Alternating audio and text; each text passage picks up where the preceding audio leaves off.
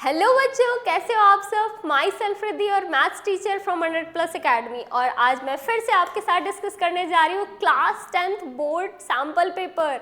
Standard maths का sample paper है ये जो हम आपके साथ डिस्कस करने जा रहे हैं। हम से देखेंगे, we will see what is the difficulty level, सारी चीज़ें, एमसीक्यू कैसे हैं, एजर्शन रीज़न कितना है और किस टाइप के हैं, क्या लेवल है उनका, और सारी चीज़ें शॉर्ट लॉन्ग आंसर कैसे हैं और केस स्टडी कैसी। सो ये वीडियो बहुत ही इफेक्टिव होने वाला है आप सबके लिए, इसलिए वीडियो को एंड तक देखना, कॉपी पेन लेके बैठ जाओ। सारे क्वेश्चंस अगर आपने इसको एक बार अटेम्प्ट कर लिया बहुत अच्छी बात है, फिर से हमारे साथ एक बार डिस्कस कर, और अगर अभी तक आपने नहीं करा तो लेट्स स्टार्ट करते हैं साथ में, ठीक है। बिल्कुल अच्छे से एक एक क्वेश्चन डिस्कस करेंगे, कॉन्सेप्ट भी हम साथ के साथ देखते जाएंगे कि किस क्वेश्चन में कौन सा कॉन्सेप्ट है और कौन से चैप्टर से रिलेटेड है, ठीक है, सारी चीज़ें। सो विदाउट एनी डिले चलो स्टार्ट करते हैं। So this is your standard maths का सैम्पल पेपर। बेटा सबसे फर्स्ट क्वेश्चन, ये आपके वही जनरल इंस्ट्रक्शंस आपने हर पेपर में पढ़े होंगे, अभी तक आप अपने प्री बोर्ड एग्जाम भी दे चुके होंगे, तो आपने ये देख लिया होगा किस किस टाइप से। अदरवाइज आप वीडियो को पॉज करके 1 मिनट में सारे आप ये जर्नल इंस्ट्रक्शंस जो भी सारी चीज़ें इनको पढ़ लो, किस तरीके से आपको पेपर को अटेम्प्ट करना है, क्या क्या चीज़ों का आपको ध्यान में रखना है, राइट। इसके बाद हम क्वेश्चंस की तरफ डिस्कस करते हैं, क्योंकि हमें थोड़ा सा जल्दी भी डिस्कस करना है, ड्यूरेशन बहुत ज़्यादा नहीं होनी चाहिए। मैं आपको सारी चीज़ें बता दूंगी किसमें कौन सा कॉन्सेप्ट लगने वाला है, किसमें क्या क्या चीज़ें इंपॉर्टेंट होगी। बाकी कैलकुलेशन पार्ट आप करोगे solve, I will show you the answer, what is the correct explanation and how you need to write, what is the marking scheme of each and every question, then वो सारी चीज़ें आपको ध्यान में रखनी है, ठीक है, सारी चीज़ें। चलो जल्दी से डिस्कस करते हैं। और साथ के साथ आपका प्रेजेंस ऑफ माइंड भी बहुत ज़रूरी है, क्योंकि आप फर्स्ट एमसीक्यू में ही देख लोगे कि क्वेश्चन कितना अच्छा है। अभी देखो यहाँ पर क्या दे रखा है, इन्होंने बोला है कि The graph of a quadratic polynomial, the graph of a quadratic polynomial क्या बोला इन्होंने polynomial passes px passes through the point -6, 0, 0, -3, 4, -20 and 6, 0. The zeros of the polynomial, तो हमने पढ़ा zeros of the polynomial क्या होता है, जहाँ जहाँ पर x एक्सेस को कट करता है, क्योंकि यहाँ पर वेरिएबल x यूज कर रहे हैं इसलिए हम x एक्सेस को देखेंगे, तो यहाँ पर y वाले पॉइंट को हमें इग्नोर करना है पूरी तरीके से, बस वो पॉइंट लिखना है जहाँ पर हमारा पॉइंट x एक्सेस को। अब जल्दी जल्दी में कुछ बच्चे यहाँ पर 4,3 का 4 मत लिख देना, ठीक है, वरना ये भी गलत हो जाएगा। क्यों? क्योंकि आपका पॉइंट सिर्फ एक्सेस के पॉइंट में क्या होता है, एक्सेस के पॉइंट में जो ये x एक्सेस पे पॉइंट होता है जहाँ पर कट करता है हमारा ग्राफ, वहाँ पर जो x का पॉइंट होता है वहाँ पे y क्या होता है, y 0 होता है और सिर्फ x होता है, यानी यहाँ पे पॉइंट का नेचर क्या होता है, x, 0। तो सिर्फ जो x, 0 वाली कंडीशन वाले पॉइंट है वो हम देखेंगे यहाँ पर। तो हमें एज आई कैन सी तो यहाँ पर हमें क्या दिख रहा है, हमें दिख रहा है एक तो ये 6 वाला पॉइंट हो गया, एक -6 और एक +6, तो आंसर कौन सा करेक्ट हो जाएगा, डी ऑप्शन। हमारा -6, 6 इज दी ऑप्शन, जो डी है वो करेक्ट होगा यहाँ पर, ये इसके जीरोज हो जाएंगे। फिर बात आती है नेक्स्ट क्वेश्चन की, the value of K for which the system of equation 3x - ky is equals to 7 and यहाँ पर दे रखा है 6x + 10y is equals to 3। Inconsistent, तो इनकंसिस्टेंट यानी पैरेलल की कंडीशन होती है, यानी a1/a2 is equals to b1/b2 is not equals to क्या हो जाता है, c1/c2, यानी ये कंडीशन हो गई हमारी किसकी, पैरेलल लाइन की। बेटा पैरेलल लाइन लीनियर इक्वेशन का है ये क्वेश्चन। तो यहाँ पर हम अगर ध्यान से देखें तो यहाँ पर क्या हो जाएगा, 3/6 इज इक्वल्स टू, साइन के साथ लोगे माइनस के अपॉन कितना हो जाएगा 10, और ये 7/3। देखो अगर दोनों में c की सेम पोजीशन है तो मैटर नहीं करता। अब हमें अगर इसको सॉल्व करना है, is not equals to the value of k, हमें वैल्यू ऑफ k बतानी है। तो अब हम क्या करेंगे, 3, 2 और 2 और ये 5 हो गया हमारा, ये 5 से कैंसिल हो गया, तो हमारे पास अगर मैं ये दोनों रेशियो को ले लूँ तो 5 is equals to -k, k is equals to -5, k is equals to -5, it means हमारा बी ऑप्शन करेक्ट हो जाएगा यहाँ पर कि k की वैल्यू -5 पुट करने से ये इनकंसिस्टेंट हो जाएगा हमारा इक्वेशन। और अब यहाँ पर क्वेश्चन नंबर 3 क्या है, which of the following statement is not true, not true. A number of, यहाँ पर क्या दे रखा है, यहाँ पर लिखा हुआ है number of second can be drawn at any point on the circle, correct है। Only one tangent can be draw any point on a circle, बिल्कुल सही है। A chord is a line segment joining 2 points on the circle, ये भी सही है। From a point inside the circle that only 2 tangent, inside नहीं है outside होना चाहिए। अब देखो नंबर ऑफ टेंजेंट, एक सर्कल से आप कितनी भी सीकेंट ड्रॉ कर सकते हो, एक सर्कल से आप कितनी भी सीकेंट ड्रॉ कर सकते हो बेटा, और आपको पता है सिर्फ एक पॉइंट से ही हम टेंजेंट ड्रॉ कर सकते हैं, ये भी पॉइंट करेक्ट है। और कॉर्ड क्या होती है, कॉर्ड दो पॉइंट्स को ज्वाइन करती है, दिस इज द कॉर्ड। ये क्या हो गई, ये हमारी सीकेंट हो गई, ये हमारी टेंजेंट हो गई, और ये हमारी क्या हो गई, कॉर्ड हो गई। अब रही बात हमारे जो थर्ड वाली स्टेटमेंट है, इन साइड से तुम कहाँ से दो टेंजेंट ड्रॉ कर सकते हो, ये वाला पॉइंट गलत है, तो ये वाला पॉइंट ट्रू नहीं है। क्यों, क्योंकि आउटसाइड से सर्कल के एक एक्सटीरियर पॉइंट से you can draw two tangent. समझ आ रही बात, आप सर्कल के एक्सटीरियर पॉइंट से दो टेंजेंट ड्रॉ कर सकते हो। नेक्स्ट क्वेश्चन की हम बात कर लेते हैं, तो नेक्स्ट क्वेश्चन की बात करते हैं, if nth term of AP is this then the common difference. तो यहाँ पर हमें बात करना है, अब देखो यहाँ पर हमें nth टर्म दे रखा है 7n-4, तो अगर मैं A1 फाइंड आउट करूँ तो 7 × 1 - 4 इट मीन्स कितना हो जाएगा, 7 - 4 इट मीन्स 3। सो A1 3 आ गया। अब अगर मैं A2 की वैल्यू फाइंड आउट करूँ तो 7 × 2 - 4 ये कितना हो गया, 14 - 4 यानी ये हो गया 10। A2 आ गया आपके पास 10, तो अब अगर हमें D फाइंड आउट करना है तो क्या हो जाएगा, A2 - A1 it means 10 - 3 which is 7। Is there any option 7 का है, यस, ए ऑप्शन हमारा करेक्ट हो जाएगा 7 का। हमने क्या करा, हमने nth टर्म से A1 A2 फाइंड आउट कर लिया एंड देन हमने फर्दर सॉल्व कर लिया। इसके बाद नेक्स्ट क्वेश्चन की तरफ हम मूव करते हैं। नेक्स्ट क्वेश्चन की तरफ हम यहाँ पर मूव करते हैं, the radius of the base of a right circular cone, the radius of the base of a right circular cone, right circular cone हमने बना लिया यहाँ पर, and the radius of a sphere are each 5 centimetre in length.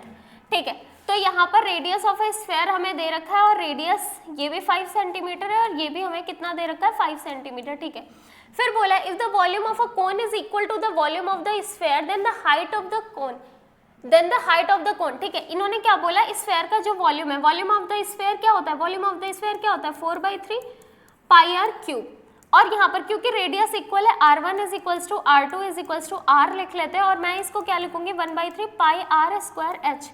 अब क्या होगा, 3 3 से cancel, पाई से कैंसिल, r² से r³ कैंसिल, तो ये कितना हो जाएगा, 4r is equals to h आ गया। 4 इंटू ये 5 दे रखा है और ये h हो गया, तो ये कितना हो जाएगा, 20 इज इक्वल्स टू h। क्या कोई ऑप्शन 20 का है, यस, ये 20 का ऑप्शन आ गया, ये हमारे पास, this is the answer of this question. Next question की तरफ हम मूव कर लेते हैं। नेक्स्ट क्वेश्चन की तरफ मूव करते हैं, द रेडियस ऑफ द, हाँ 2 बार लिख दिया क्या मैंने, अब 2 बार ही क्वेश्चन आ गया, कोई बात नहीं, नेक्स्ट ये अभी तुम कर लेना। नेक्स्ट क्वेश्चन है tan theta is equals to 5/2, तो tan थीटा हमें दे रखा है, tan थीटा हमें दे रखा है बेटा 5/2। अब हमें फाइंड आउट करना है 4 sin theta plus cos theta upon, हमें फाइंड आउट करना है 4 sin theta minus cos theta. अब देखो मैंने आपको बताया था tan किससे फॉर्म होता है, sine theta upon cos theta is equals to होता है, ये 5/2 हम लिख सकते हैं, मैंने यहाँ से कॉस कॉमन कर लिया, तो cos theta is equals to कितना आ जाएगा, 4 sin theta upon cos theta plus 1, and denominator में कॉस थीटा कॉमन कर लो, ये कितना आ जाएगा, 4 sin theta upon cos theta minus 1। अब ये कैंसिल, वैल्यूज पुट कर दो, 4 × 5/2 प्लस 1 अपॉन 4 × 5/2 माइनस 1, तो 2 2s are 4, 2 2s are 4, तो ये आ जाएगा 10 + 1/2, 10 - 1/2 यानी 11/9। Is there any option, yes, option D. समझ आ रही बात, तो बेटा ऐसा क्वेश्चन, क्योंकि एमसीक्यू में तुम्हें शॉर्टकट यूज करना है, tan बना लेते हैं हम डायरेक्टली, पाइथागोरस थ्योरम से भी कुछ बच्चे कर सकते हैं, कुछ पाइथागोरस थ्योरम से भी कर सकते हैं, साइन कॉस की वैल्यू अलग अलग निकाल के, otherwise you can take out cos, तो साइन अपॉन कॉस बन गया which is tan, directly substitute कर दो।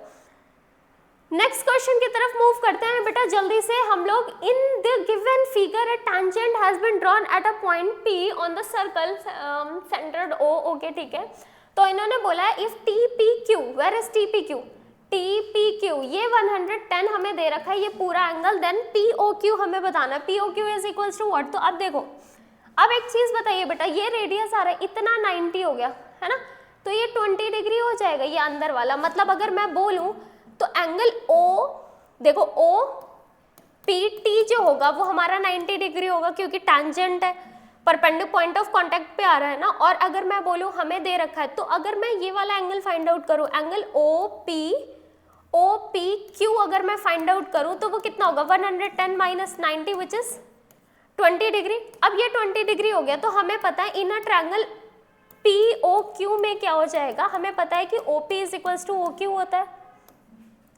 OP is equal to OQ होता है, तो ये आइसोसेलेस ट्रायंगल बन गया, तो ये और ये रेडियस इक्वल है, तो ये भी 20 डिग्री हो जाएगा, ये भी 20 डिग्री। तो बेसिकली एंगल जो हमें POQ फाइंड आउट करना है वो 180 माइनस 40 डिग्री नहीं हो जाएगा, तो ये 140 डिग्री का ऑप्शन आ गया। ये हमारे पास ऑप्शन कौन सा करेक्ट हो गया?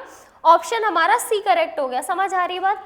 नेक्स्ट क्वेश्चन की तरफ हम मूव करते हैं। Quadratic polynomial having zeros this and this, तो ये मुझे लगता है माइनस है बेटा, माइनस है ना हैविंग जीरोस माइनस √5/2 एंड ये हमारे पास अल्फा कंसीडर कर लेते हैं और हमारे पास बीटा क्या हो जाएगा? बीटा हो जाएगा √5/2। तो बेटा अल्फा प्लस बीटा ये अगर अपोजिट होता है तो ये क्या हो जाएगा? अब आप मुझे बताओ, √5/2 माइनस और प्लस √5/2 का आंसर क्या आ जाएगा? 0।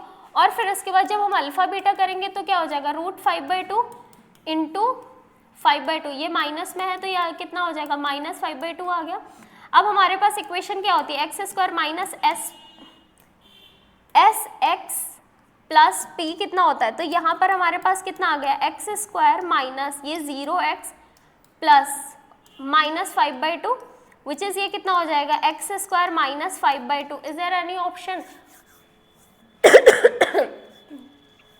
अब यहाँ पर क्या करो, यहाँ पर क्या करो तुम, इसका ले लेते हैं हम लोग एलसीएम ले लेते हैं। ये हमारे पास माइनस अल्फा इंटू बीटा हमने करा, ये हमारे पास रूट हट गया, ये 5/2 आ गया। तो हाँ, अब एक चीज देखो बेटा, एक चीज यहाँ पर समझनी है, ये 2x² माइनस 5 लिखा हुआ है, 2x² माइनस 5 लिखा हुआ है। अब एक चीज देखो, कौन सी इक्वेशन, अब तो मैं इससे बिल्कुल रिलेटेड कोई भी इक्वेशन नहीं देख रही, बट एक चीज देखो, अगर मैं इस इक्वेशन को 2x² माइनस 5 को अगर मैं 4 से मल्टीप्लाई कर दूं तो ये 8x² माइनस 20 हो जाएगी ना। और किस ऑप्शन से करेक्ट है?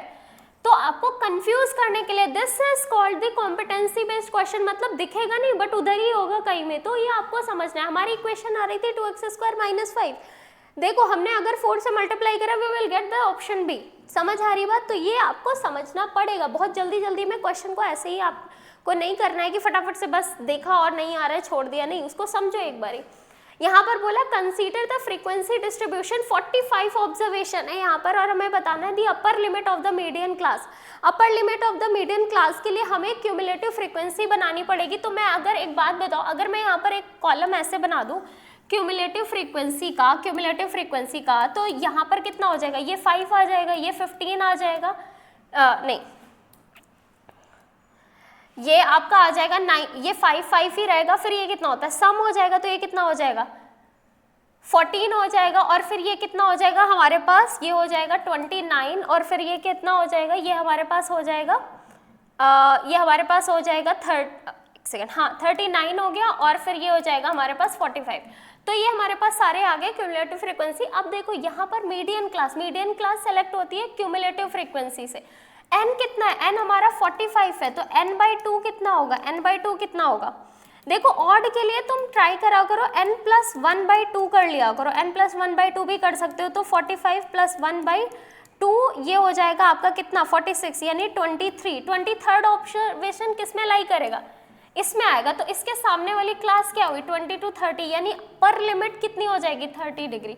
अपर लिमिट कितनी हो जाएगी? 30 डिग्री। कुछ बच्चे इसको n/2 भी कर लेते हैं, 45/2 से डायरेक्ट मतलब ये 22 पॉइंट समथिंग करके वो फाइंड आउट कर लेते हैं, 22.5 समथिंग आ जाएगा ना यहाँ पर, 22.5 समथिंग करके वो सॉल्व कर लेते हैं इसको। तो तुम्हें जैसे मनो इस तरीके से कर लो, तब भी यही आएगा, क्योंकि 14 से तो ऊपर यही है ना, इधर ही लाई करेगा।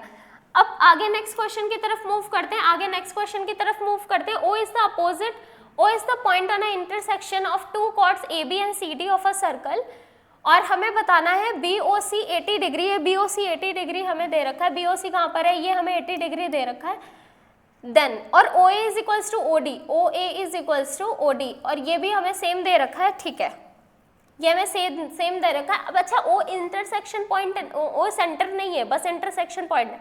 तो हमें बताना है कि अगर ये 80 है तो ये भी 80 होगा हमारे पास, ठीक है। अब इन्होंने बताना है कि देन ODA और OBC जो होगा वो क्या हो जाएगा, हमें ये बताना है कि ये क्या हो जाएगा। अब एक चीज़ बताओ मुझे, अगर तुम्हें एक चीज़ पता होगी तो एक चीज़ तुम्हें यहाँ पर, एक सेकेंड, हाँ ठीक है, तो अब एक बात बताओ, अगर ये दोनों इक्वल हैं, अगर ये दोनों इक्वल है तो हम यहाँ पर क्या लिख सकते हैं, हम यहाँ पर क्या लिख सकते हैं, अब ये दोनों लेंथ में इक्वल, ये वाला एंगल कितना 80 हो जाएगा, तो 80 माइनस ये 100 यानी ये 50 हो जाएगा और ये भी 50 डिग्री हो जाएगा, 50 डिग्री हो जाएगा। तो अब एक चीज ध्यान से सुनो, अगर मैं ये सेगमेंट करूँ तो हमने पढ़ा है कि एंगल सेम सेगमेंट में ये एंगल भी इक्वल होता है, इक्वल होता है ना। और फिर इसके बाद अगर मैं ये ज्वाइन कर दूं तो ये वाला एंगल और ये वाला एंगल भी इक्वल हो जाएगा 50-50। तो हमारे पास ये कौन सा ऑप्शन हो जाएगा, isosceles and similar triangle, isosceles हो जाएगा, सिमिलर ट्रायंगल हो जाएगा। ये वाला ट्रायंगल, ये वाला एंगल और ये वाला एंगल इक्वल होता है, angle in a same segment, तो 50-50 इधर आ गया, ठीक है, 50-50 इधर आ गया। और फिर अगर मैं सेम रीजन लूँ बेटा, यहाँ पर सेम रीजन लूँ तो मैं ये वाला सेगमेंट लूँ तो ये वाला एंगल और ये वाला एंगल भी इक्वल हो जाएगा। तो यहाँ पे देख रहे हो ये भी इक्वल हो गई, ये भी इक्वल हो गए, तो आइसोसेलेस हो गया, सिमिलर हो गया। सिमिलर क्यों हुआ, क्योंकि तीनों एंगल्स इक्वल होते हैं, तो हमारे पास क्या हो जाता है, तीनों एंगल्स अगर हमारे पास इक्वल होते हैं तो वो सिमिलर हो जाते हैं, इसलिए हमने ये ऑप्शन करेक्ट कर दिया। इसके बाद हम नेक्स्ट क्वेश्चन की तरफ मूव करते हैं। नेक्स्ट क्वेश्चन हमें दे रखा है, यहाँ पर लिखा हुआ है the roots of a quadratic equation this are. अब यहाँ पर लिखा हुआ इर्रेशनल एंड डिस्टिंक्ट रूट्स दे रखा है, यहाँ पर लिखा हुआ है इर्रेशनल एंड डिस्टिंक्ट रूट का मतलब क्या होता है कि रूट के अंदर हमारा नेगेटिव आ रहा है, रूट के अंदर हमारा नेगेटिव वैल्यू आ रही है, तो यहाँ पर हमारे रूट्स जो हो जाएंगे वो डी कैसा हो जाएगा, डी नेगेटिव होता है तो इरेशनल होता है, नॉट रियल है, रैशनल एंड डिस्टिंक्ट है। हम सबसे पहले डी फाइंड आउट करते हैं, B square minus 4ac find out करेंगे। बी स्क्वायर माइनस 4ac अगर हम करेंगे तो हमारे पास बी कितना है, 1 का स्क्वायर माइनस 4, ए कितना आ जाएगा हमारे पास, यहाँ पर ए हो जाएगा ये 1 और ये -1। तो अब अगर हम यहाँ पर बात करते हैं, तो अगर हम बात करते हैं, नहीं वो नो रियल रूट्स की कंडीशन हो जाएगी अगर नेगेटिव है, बट यहाँ पर इरेशनली दे रखा है, इरेशनल दे रखा है, ठीक है।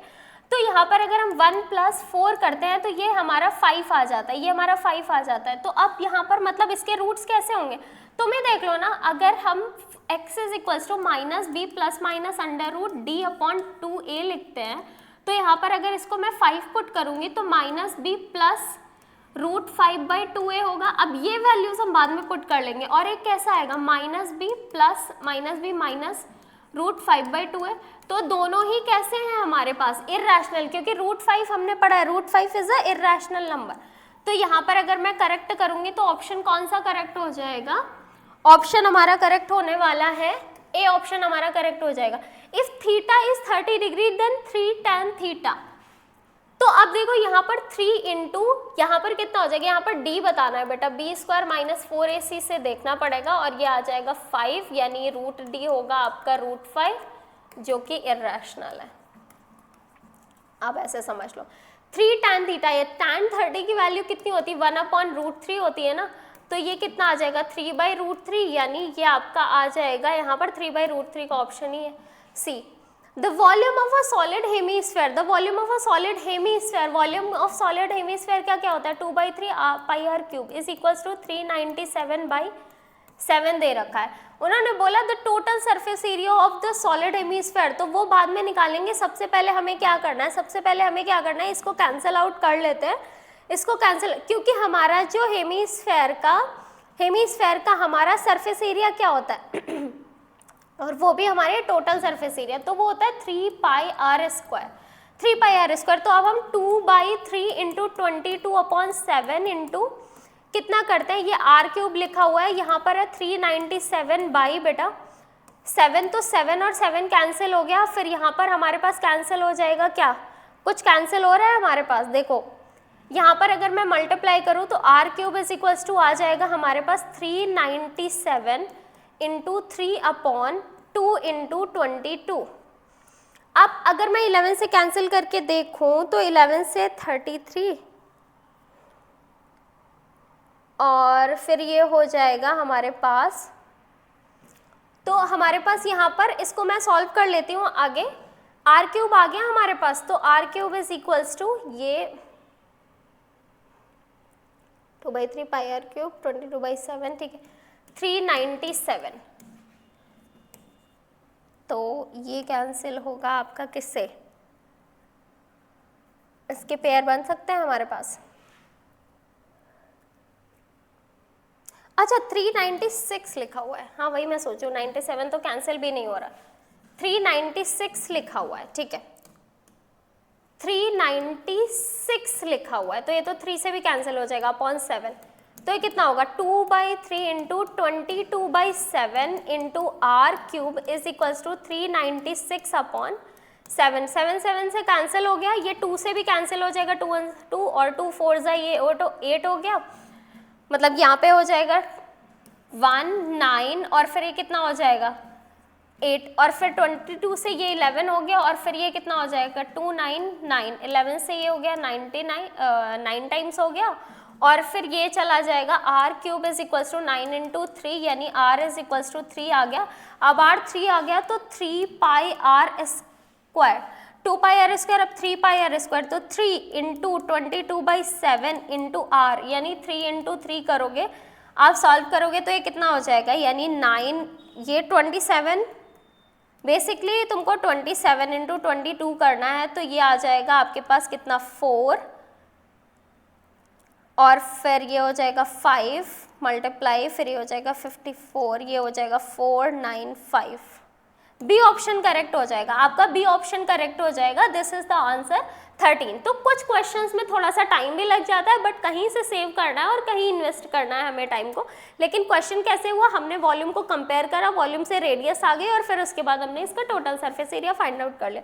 इसके बाद लिखा हुआ है in a bag contain 24 balls, 4 are blue, 11 are green and rest are white. One ball is drawn random. The probability that the ball in white color. अब यहाँ पर देखो एक बात बताओ मुझे, क्वेश्चन को ध्यान से समझना। हमारे पास क्या दे रखा है, 4 ब्लू है, ग्रीन है। तो अब अगर मैं बात करूँ रेस्ट 24 माइनस, हम क्या करेंगे 4 + 11 यानी यहाँ पर हमारे पास 24 माइनस या हमारे पास 15। हमें नंबर बताना है, हमें नंबर बताना है कि कितनी बॉल्स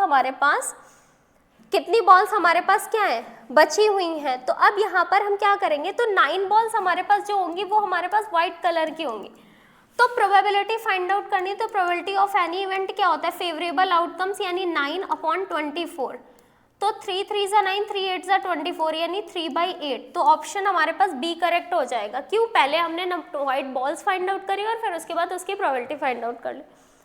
नेक्स्ट क्वेश्चन की तरफ हम मूव करते हैं। तो नेक्स्ट क्वेश्चन हमें क्या दे रखा है, नेक्स्ट क्वेश्चन हमें दे रखा है the point on the x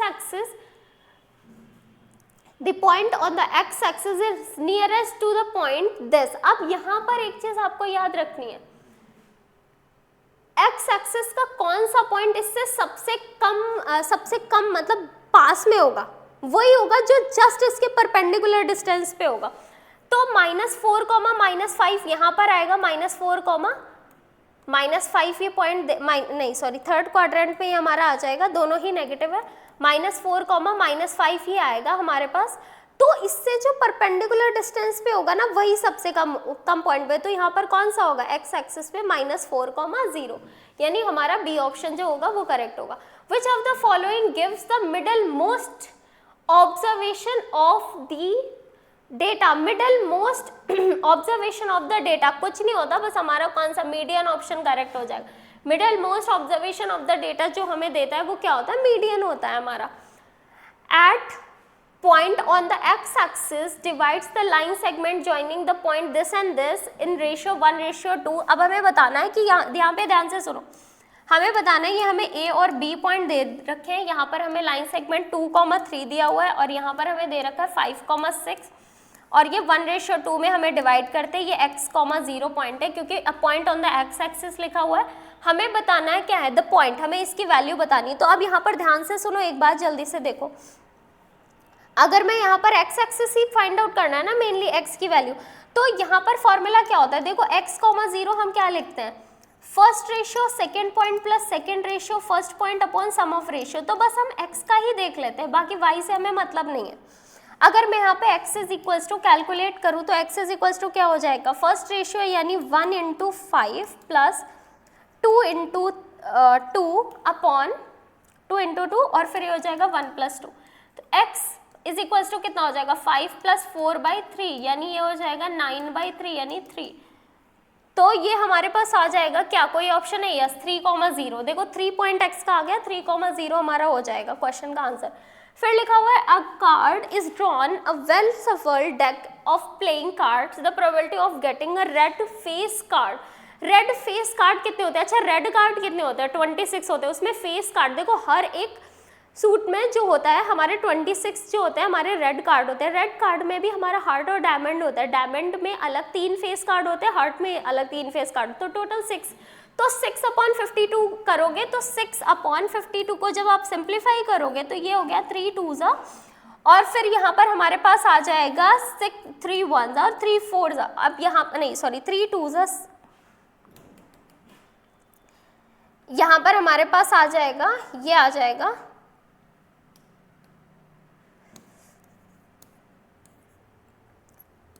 3/26, 3/26 यानी 3/26 हमारे पास आंसर हो जाएगा 3/26। तो हमने क्या करा, हमने फेस कार्ड को कंपेयर कर लिया, फेस कार्ड रेड में जितने भी होते हैं और उसकी हमने प्रोबेबिलिटी फाइंड आउट कर ली, हमारा डी ऑप्शन करेक्ट हो गया। फिर इसके बाद आ जाते हैं, ये हमारे असर्शन रीजन है। असर्शन रीजन के आपको ये डायरेक्शंस पता होते हैं क्या क्या करना है। पहले वाले में होता है जब दोनों करेक्ट होते हैं एक दूसरे का एक्सप्लेनेशन होता है।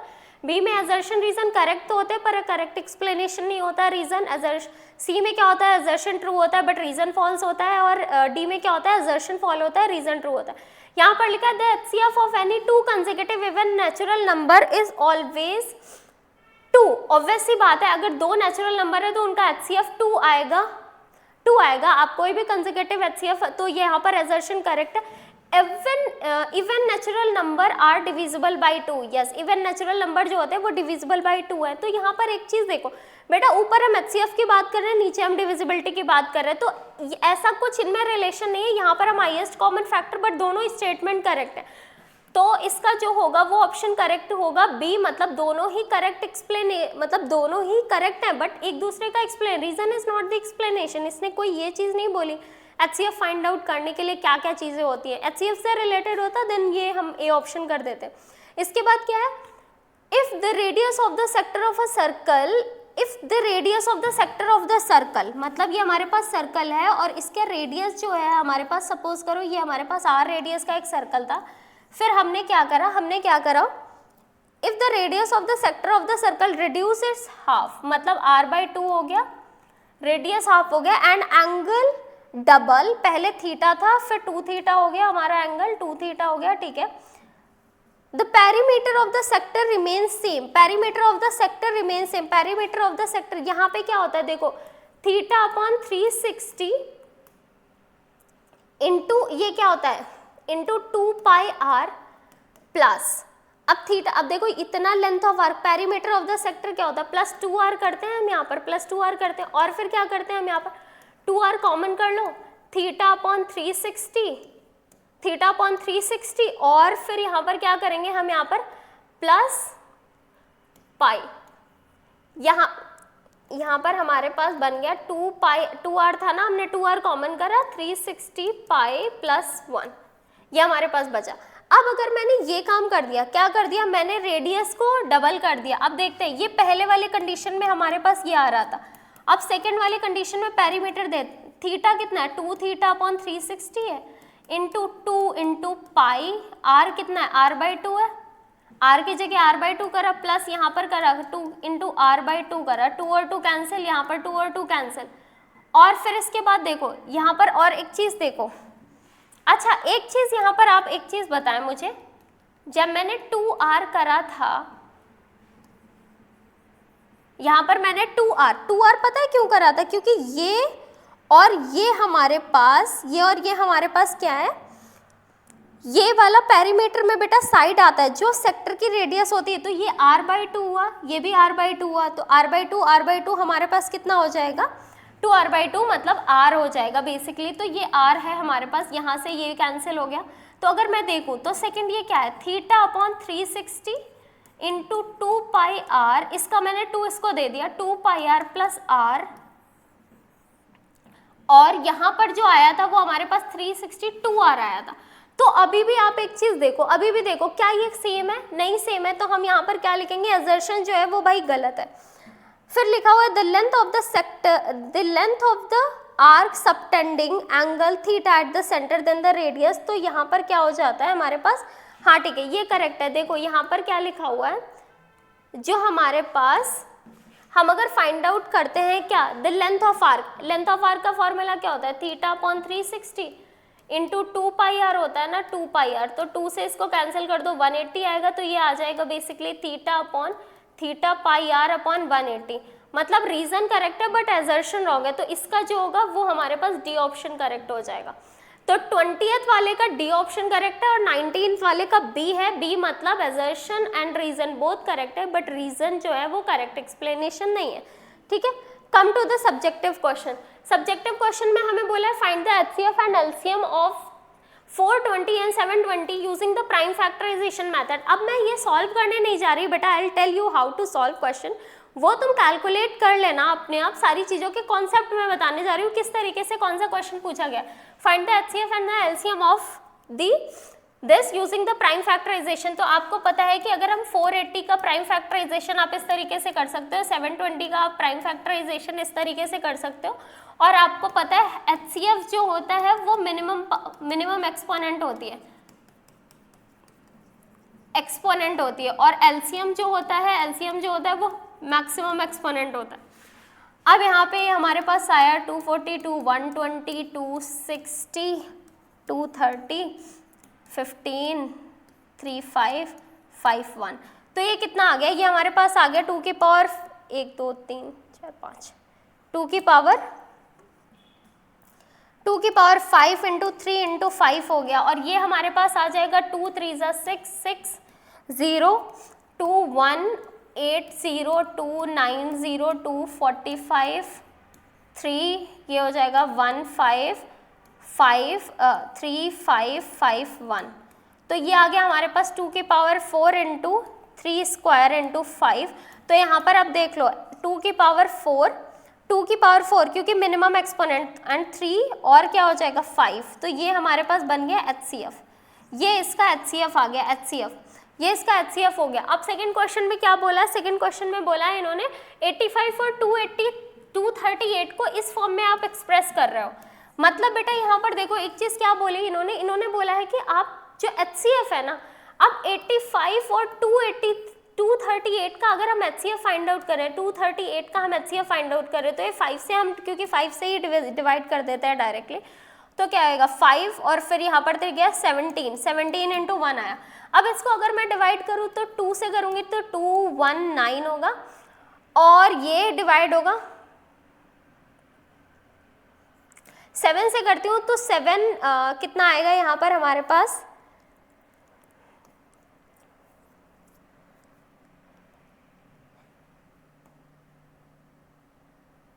ये हो जाएगा 7 1 जा 7 7 7 जा, हाँ तो 17। तो इसका एचसीएफ जो आया वो 17, यानी 17 is equals to 85m minus 238। अब भाई इसको तुम्हें सॉल्व करना है और m की वैल्यू फाइंड आउट करनी है, ये अब आपका काम है। देखो हमने क्या करा, 85 और 283 का बेटा एचसीएफ फाइंड आउट करा, 17 आया, तुम्हें दिख रहा है 17 और 17 कॉमन है, और फिर उसके बाद फर्दर सॉल्व करोगे। इसके बाद 228 को इधर लाके ऐड करोगे, 85 से डिवाइड करोगे। Now I can show you the complete. देखो यहाँ पर 2 की पावर 4 3 इंटू 5 है, इसको कैलकुलेट करा 240 आ गया। यहाँ पर भी हाईएस्ट कॉमन फैक्टर 17 है, इस इक्वेशन को आप सिंप्लीफाई करोगे तो m इक्वल्स टू 3 आ गया। ये है राइज का कंप्लीट आंसर, ठीक है। नेक्स्ट क्वेश्चन की तरफ मूव करते हैं। 2 dice are rolled together being, यहाँ पर मैं और ये कर दूंगी दोनों। 2 dice are rolled together being numbered 4 6 7 9 11 12। how many number 1 2 3 4 5 6, 2 dice है, 2 dice है तो 6 की पावर n की चीज चलती है। अब 6 नंबर है तो 6 की पावर 2, यानी total number of possible outcomes कितने होंगे, possible outcomes PO is equals to कितना हो गया 36। यहाँ पर बोला find the probability that the product of a number obtain is an odd number, is an odd number. आपको बताना है कि भाई ऐसे 36 आउटकम्स बनाने, 4, 4, 4, 6, 4, 7, 4, 9, 4, 11, 4, 12, वो लिखने की जरूरत नहीं, बस अब आपको ये बनाने हैं, ऐसे पेयर बताने हैं। Find the probability that the product of the number so obtain is an odd number, मतलब वो बताने हैं जिनका प्रोडक्ट क्या होगा, जिनका प्रोडक्ट एक ऑड नंबर है, तो हर एक देखो अगर किसी भी नंबर को इवन नंबर से मल्टीप्लाई करोगे तो उसमें 2 आ जाएगा और उसके बाद वो इवन बन जाएगा। तो ऐसे नंबर जो ऑड हो उनको ऑड से मल्टीप्लाई करते हैं। तो यानी एक हमारे पास 7 है, एक हमारे पास 9 है और एक हमारे पास 11 है। तो यहाँ पर कौन कौन से पेयर आएंगे अकॉर्डिंग टू मी? अगर मैं बात करूँ तो हमारे पास 7,7 होगा, 7,9 होगा, 7,11 होगा, 9,7 होगा, 9,9 होगा, 9,11 होगा, 11,7 होगा, 11,9 होगा और 11, कितना होगा 11 होगा। तो 1 2 3 4 5 6 7 8 9 9/36 ये probability of any event 1/4 according to me, will check let. अब यहाँ पर क्या बोला है, नेक्स्ट क्वेश्चन देख लेते हैं। How many positive 3 digit integer have the 100th digit 8 and unit digit 5। अच्छा, तो अब देखो 3 डिजिट नंबर स्टार्ट तो 100 से ही शुरू हो जाते हैं, बट हमें बताना और 999 तक जाते हैं, तो टोटल नंबर कितने होंगे? टोटल जो नंबर होंगे 3 digit number, total 3 digit number जो होते हैं वो कितने हो जाएंगे? कितने हो जाएंगे? 999 माइनस 100, यहाँ पर एक सेकेंड, 1000 माइनस 100, 1000 माइनस 100। अब यहाँ पर, अब देखो यहाँ पर एक काम करोगे, एक काम क्या करना है तुम्हें, यहाँ पर एक चीज देखो, 1000 नहीं होता, इससे तुमने 100 माइनस करा, या सीधा सीधा तुम लिख सकते हो कि 900 हमारे पास नंबर होंगे, जो 900 हमारे पास जो नंबर होंगे वो हमारे पास टोटल 3 डिजिट नंबर होंगे 900। ठीक है, क्यों? क्योंकि देखो यहाँ से 100 हटा दो, सारे 100 हटा दो 1000 तक, यहाँ पर कितने बचे? 900 से इधर तक 100 हटा दिए 1000 से, 900 नंबर बचे। अब बोलोगे यहाँ का एक 1000 ऐड हटाना है और इधर का एक 100 ऐड करना है, बस हमारे पास नंबर कितने हो गए? 900। ठीक है, और अब यहाँ पर सिंपल सी चीज, यहाँ पर देखो क्या करना है आपको, क्या करना है आपको यहाँ पर, फिर उन्होंने बोला हमें ऐसे नंबर्स बताने हैं जिनके 100 प्लेस पे 8 हो और उनके यूनिट प्लेस पे 5 हो। तो पहला 805 हो गया, और इस तरीके से बहुत सारे आपके नंबर हो जाएंगे। You can form an AP, find the probability, और फिर इन्होंने बताना है 815, 800 कितना हो जाएगा 825, और इस तरीके से आपका 895 should be the last value. इससे n निकालना पड़ेगा an के फॉर्मूले से, an is equals to a plus n minus 1 into D.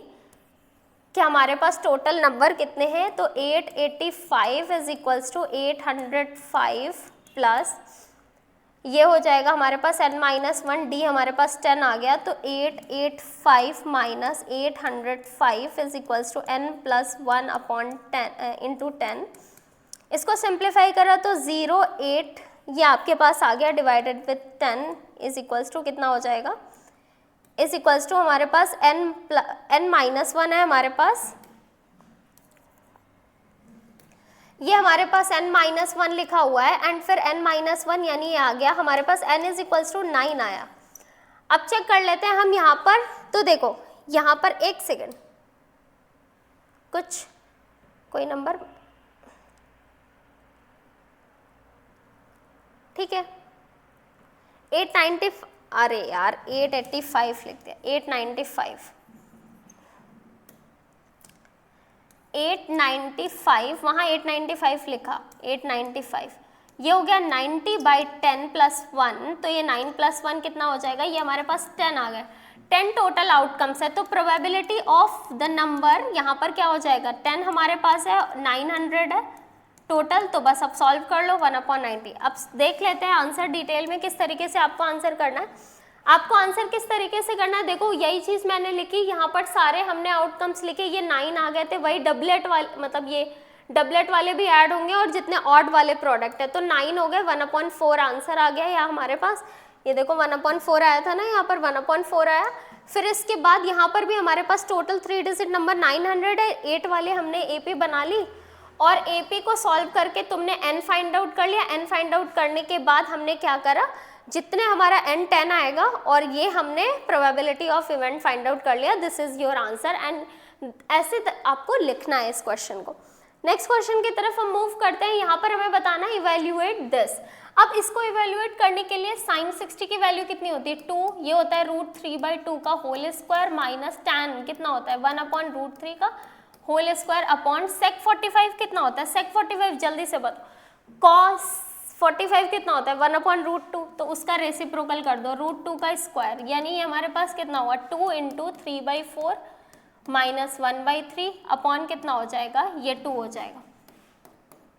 तो ये हो जाएगा हमारे पास 3/2 माइनस 1/3/2 और ये आ जाएगा हमारे पास कितना ये 9 - 2/6 × 2 ये नीचे आ गया, ठीक है, ये हो जाएगा 7/12। 7/12 आंसर हो जाएगा इसका जब आप कैलकुलेट करेंगे, ठीक है, आपने बस वैल्यू पुट करनी है, सॉल्व करना है। Find the point on the x axis which is a distance of this from this point. अच्छा, मतलब हमें एक एक्स एक्सिस का पॉइंट x, 0 होता है वो बताना है, जो कि एक a पॉइंट ये है और b पॉइंट हमें बताना 8, -5 गिवन है और इनके बीच की जो डिस्टेंस हमें दे रखी है वो √41 दे रखी। तो अब √41 इज इक्वल्स टू क्या करेंगे, डिस्टेंस फॉर्मूला क्या होता है x2 - x1 whole square plus y2 - y1 whole square. तो अब हम जल्दी से सॉल्व कर लेते हैं अगर इसको, तो हम लिखेंगे √41 इज इक्वल्स टू हम क्या लिखेंगे x, अगर मैं इसको x2 मान रही हूँ तो x2 यानी 8 - x का होल स्क्वायर, फिर ये प्लस हो जाएगा -5 - 0 का whole square, squaring both side कर दो। 41 इज इक्वल्स टू 8 - x का होल स्क्वायर प्लस 5 का स्क्वायर माइनस 5 का स्क्वायर। अब देखो 41 is equals to 64 plus x square minus 16x plus 25। अब भाई इधर से इसको ऐड करके इधर लाके सॉल्व कर लो, या 41 को उधर लेके जाके quadratic x square minus 16x और फिर कितना हो जाएगा, ये आपके पास हो गया, सॉल्व कर लो, ये हो जाएगा 9 और ये हो जाएगा आपके पास कितना 8 minus plus minus 41 is equals to 0। इस तरीके से आप इसको सॉल्व करोगे, मैं दिखा देती हूँ यहाँ पर, आप इसको पूरा सॉल्व करोगे। इधर अगर क्वाड्रेटिक सॉल्व करते हो तो आपके पास आ जाएगा कितना x square plus minus 16x और फिर इसके बाद ये हो जाएगा आपके पास 48 इज इक्वल्स टू 0। तो अब आपको सब्ट्रैक्ट ऐड करके लाना है कितना, ऐड करके आपको लाना है कि हमारे पास भाई 16 आ जाए। तो यहाँ पे सॉल्व करते हैं, 12 × 4 कितना होता है 48 और 12 + 4 कितना होता है 16। तो इसको ब्रेक कर लो, x square minus 12x minus 4x plus 48 is equals to 0। X common करो, x माइनस 12 माइनस 4 कॉमन करो, x minus 12 is equals to 0। x is equals to 12 और 4 आ जाएगा। तो आपके पास पॉइंट क्या आ गया, एक हो गया 12,0, एक हो गया आपके पास 4,0।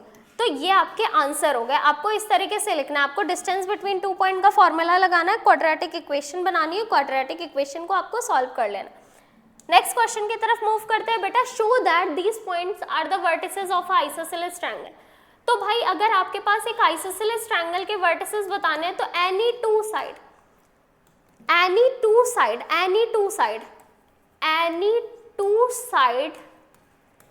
Of a triangle should be equal to each other,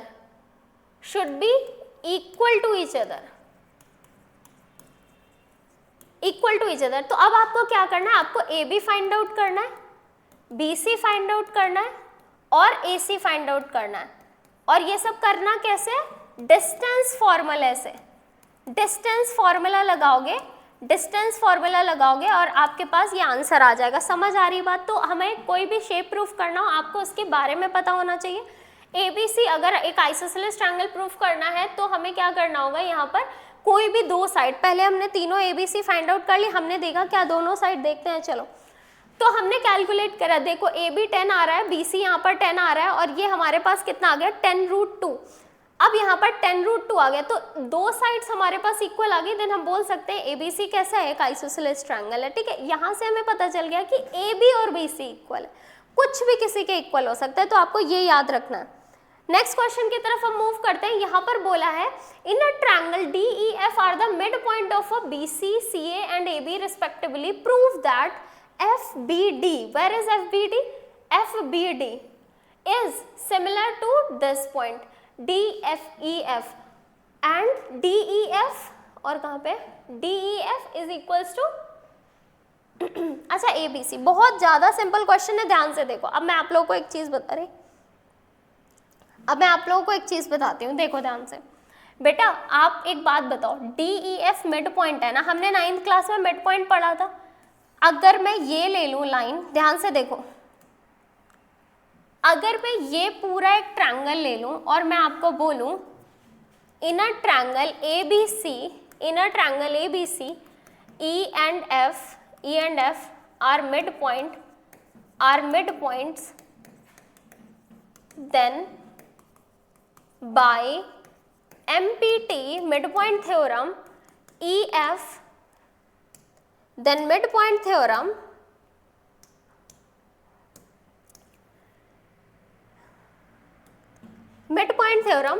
EF is parallel to BC, तो EF is also parallel to BD, ये लिख सकते हैं equation 1।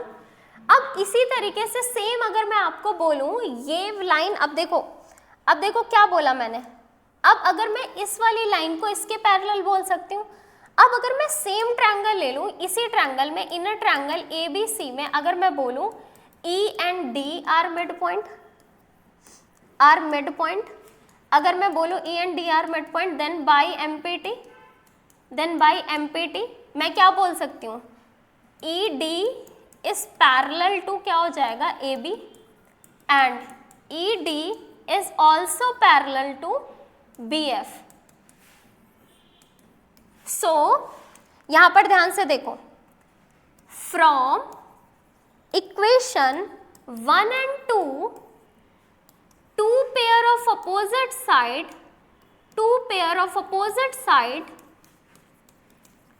equal and two pair of opposite sides are parallel, then it is a parallelogram। अब then it is a क्या हो जाएगा, parallelogram हो जाएगा। आपने ये इसको पैरेललोग्राम प्रूफ कर दिया बेटा, आपने इसको क्या कर दिया, आपने इसको पैरेललोग्राम प्रूफ कर दिया, अब आपको पता है जब BDEF पैरेललोग्राम हो गए तो आपको पता है in a parallelogram diagonal divides into two congruent triangle and each congruent triangles are similar triangle। ठीक है, तो आपने क्या करा, this is the ये अब मैं पता है we know that diagonals divide in two congruent triangle, then each congruent triangle is a similar, hence this and this is a similar triangle। हो गया। इसके बाद तो आप क्या करोगे, यहाँ पर लिखोगे एक line, then BDEF is a parallelogram, then diagonals of a parallelogram, diagonal of a parallelogram divides into two congruent triangle,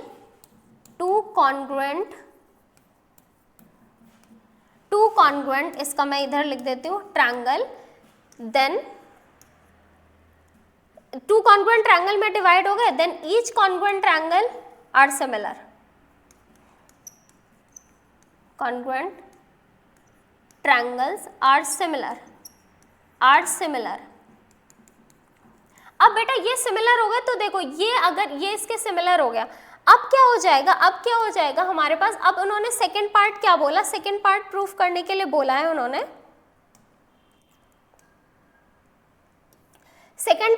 proof करने के लिए ये बोला है कि ये पूरा जो ट्रायंगल है ना, ये पूरा ट्रायंगल इस बड़े वाले के सिमिलर कर दो। तो अब एक बात बताओ, अगर मैं ये छोटा वाला ट्रायंगल बड़े वाला ट्रायंगल ये इसके पैरेलल तो हमने प्रूफ कर ही दिया है, एंगल ए कॉमन, ये वाला एंगल करस्पॉन्डिंग एंगल से इक्वल कर दो, हो गया सिमिलर। क्लियर, बात खत्म हो जाएगा, बहुत अच्छे। अब इसके बाद यहाँ पर ध्यान से देखो, देखिए मैं ये वाला पार्ट हटा देती हूँ, हमें समझ आ गया। बाकी आप वीडियो को पॉज करके नोट भी कर सकते हो अपनी नोटबुक में। अब यहाँ पर देखिए इस वाले पार्ट की हम बात करते हैं। In a triangle ABC PQ are points on AB and AC respectively such that PQ is parallel to BC। To prove that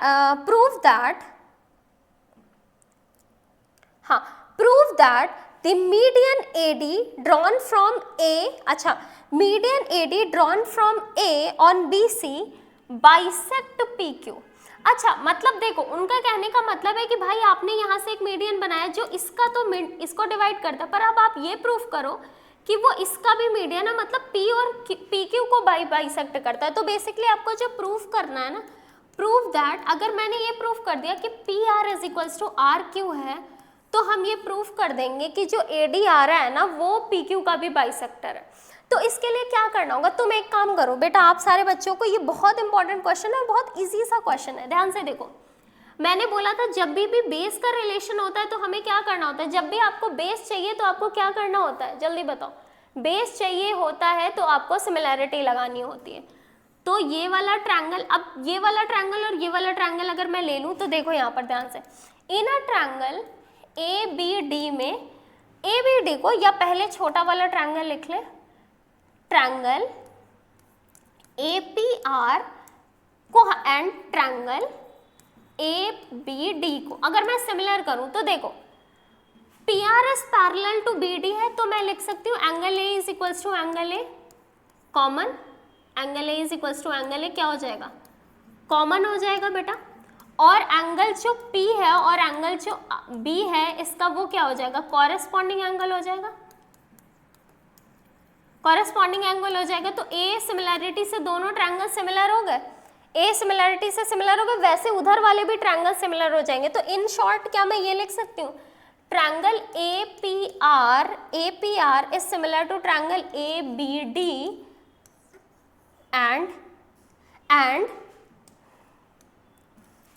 and triangle AQR is also similar to triangle ACD।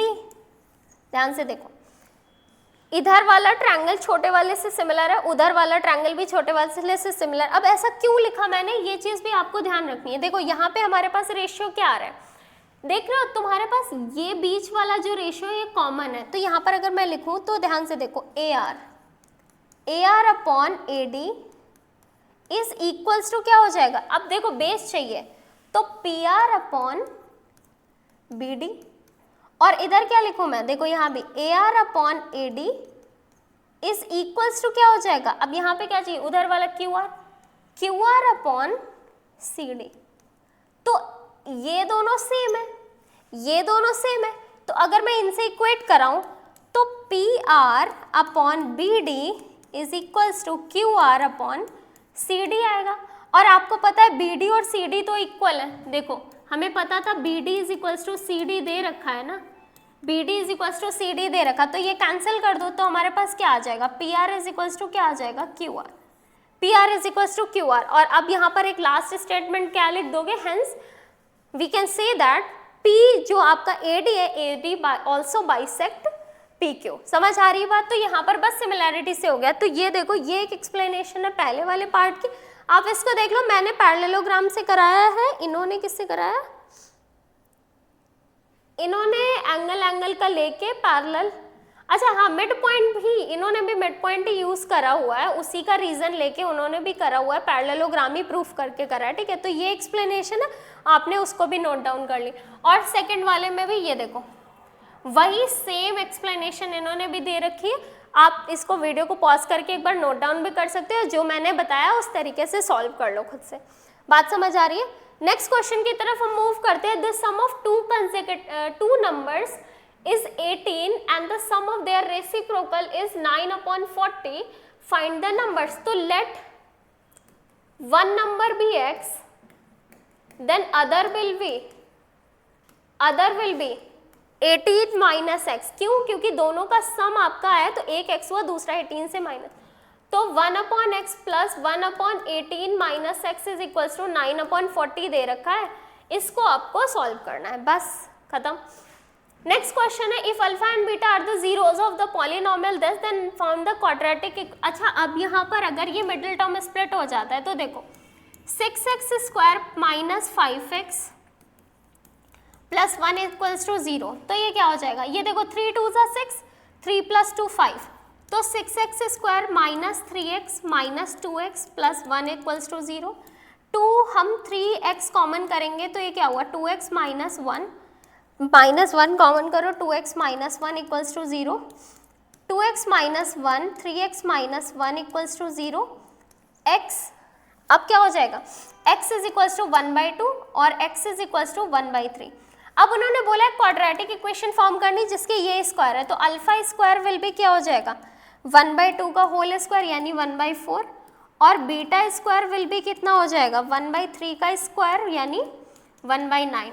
तो अब आपको क्या करना है सम of zero निकालना है। ये आपके नए जीरोज हैं, ये आपके न्यू जीरोज हैं बेटा, जिनसे अब आपको इक्वेशन बतानी है। आपने इसके जीरोज अल्फा बीटा निकाले, this is alpha this is beta, इसकी हेल्प से ये जीरोस थे, इसकी हेल्प से आपने नए जीरोस बना लिए अल्फा स्क्वायर बीटा, इनका आपको सम ऑफ जीरोस करना पड़ेगा, सम ऑफ जीरो, एंड इनसे आपको प्रोडक्ट ऑफ जीरो करना पड़ेगा। ऐसा क्वेश्चन आप पहली बार नहीं कर रहे हैं, आप बहुत बारी कर चुके हैं। 1/4 प्लस 1/9 करो, 1/4 इंटू 1/9 करो।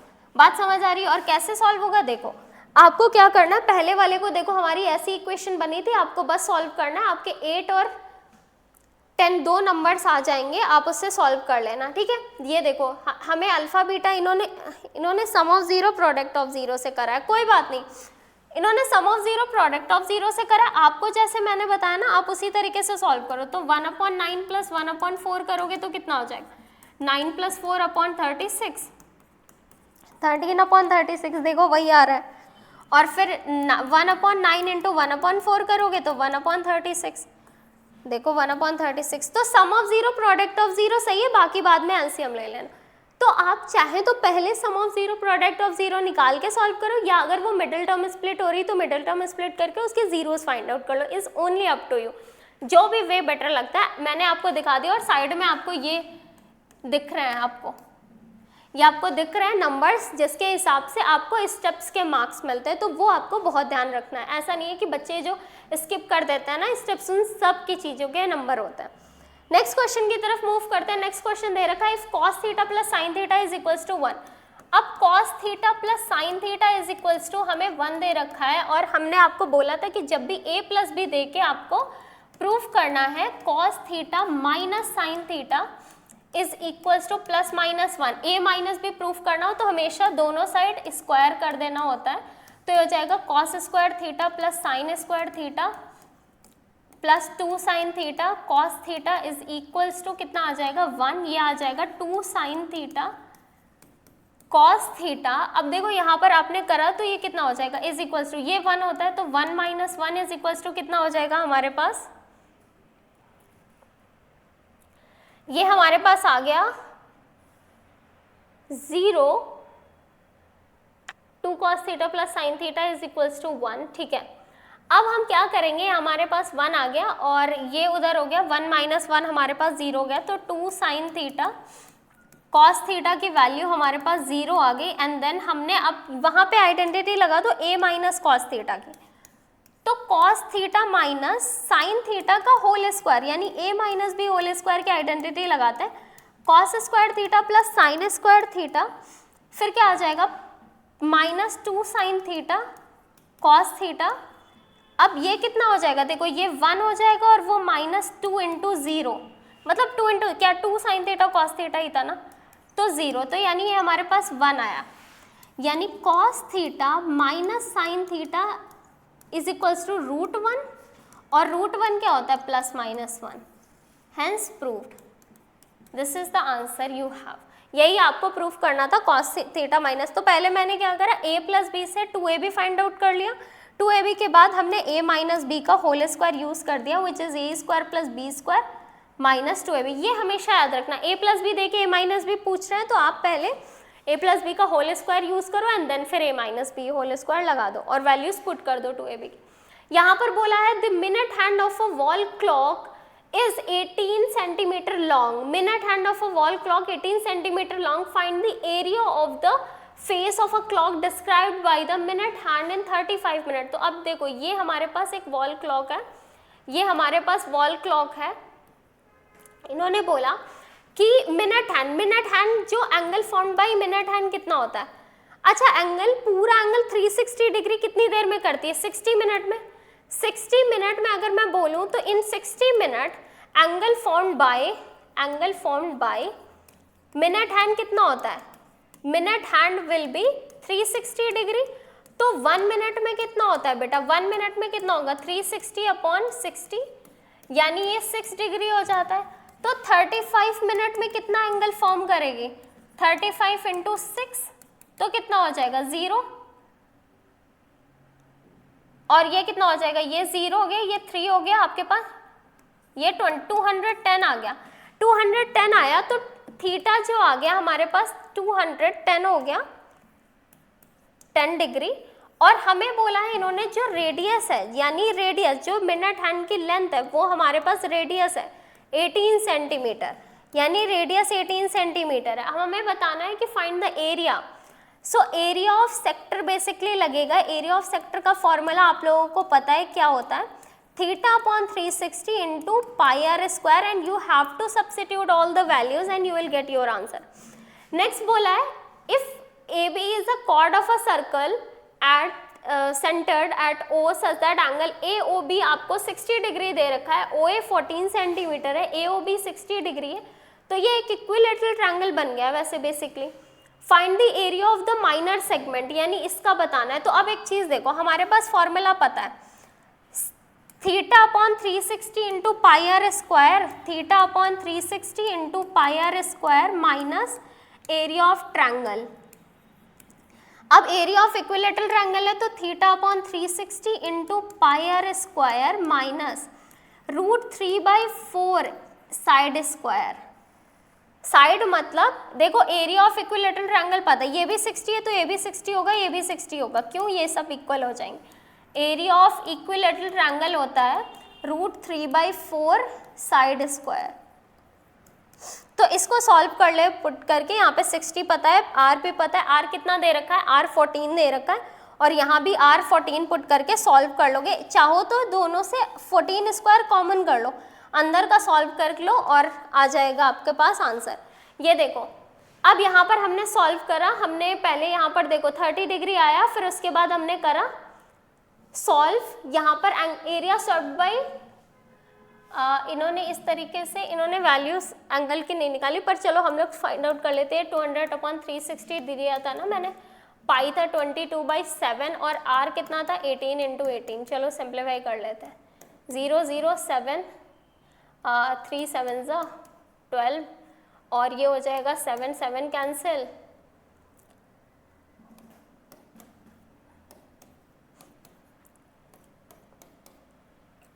और फिर ये हो जाएगा हमारे पास कितना 33 इंटू 18, तो हो जाएगा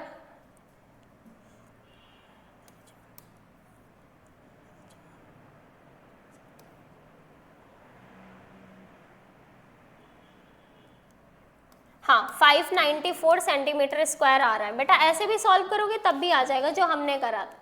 और ये देखो area of sector minus area of triangle, तो 60 अपॉन 360 ये सॉल्व करोगे, √3/4 साइड स्क्वायर सॉल्व करोगे, आपका ये आंसर आ जाएगा। सिर्फ कैलकुलेशन आपको करनी है। और ये रही बात, इन्होंने डायरेक्ट करा हुआ है किस तरीके से, बाकी आपको जैसे मैंने बताया था उस तरीके से कैलकुलेट करोगे, आपका सेम आंसर आएगा।